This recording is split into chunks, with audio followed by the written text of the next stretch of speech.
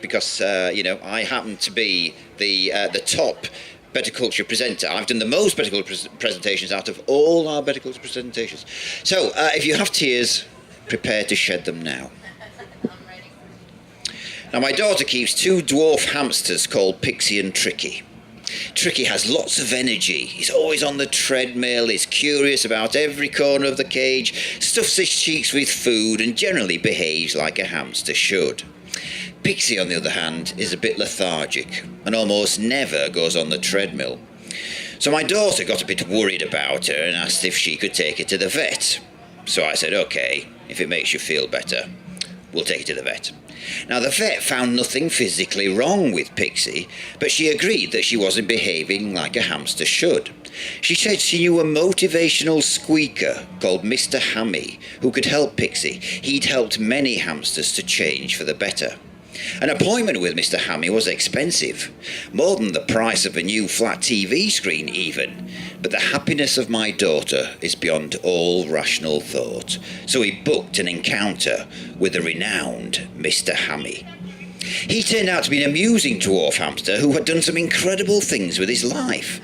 They were so incredible that it was difficult to imagine that he was really a hamster at all.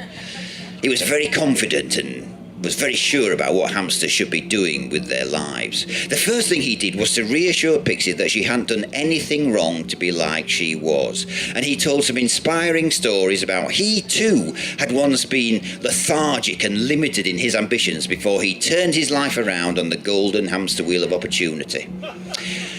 If she worked hard enough, there was another life that she could aspire to. And if she motivated herself, she could become something that he called a giant dwarf hamster.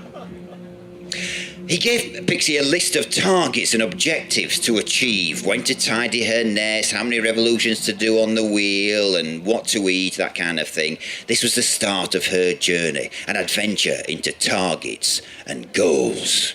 Mr. Hammy said, "Giant dwarf hamsters don't take no for an answer. They don't know the meaning of can't. They fight their way to the top despite all negativity around them. Giant dwarf hamsters rule the fucking world!" Pixie was amazed by all this attention being lavished upon her. She always assumed she was unimportant in the grand scheme of things, and she actually became a bit more animated as a result.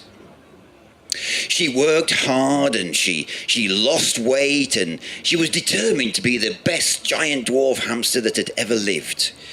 But Tricky was puzzled by her obsessive behaviour. "Pixie," he said, "what are you trying to do?" And Pixie replied that she was achieving her ambition. "Which is what?" asked Tricky. "To be a giant dwarf hamster," said Pixie. "But you're a dwarf hamster," said Tricky. "You were born a dwarf hamster. Do you even know what it means to be a dwarf hamster?" "Yes," said Pixie. "Mr. Hammy told me that the purpose of a dwarf hamster is to aspire to be a giant dwarf hamster." "But how does he know?" said Tricky. "And who's to say what being a dwarf hamster is? Surely being a dwarf hamster is what you do naturally. And if we all aspired to be giant dwarf hamsters, who would be the dwarf hamsters? The truth is, in reality, you're a pet in a cage owned by a little girl. And no matter how hard or how fast we run, that wheel is going nowhere." Then Pixie had an epiphany. She had got the whole thing backwards. She was trapped in a cage, which was unnatural. So instead of identifying the problem with the cage, she'd identified it with being in herself.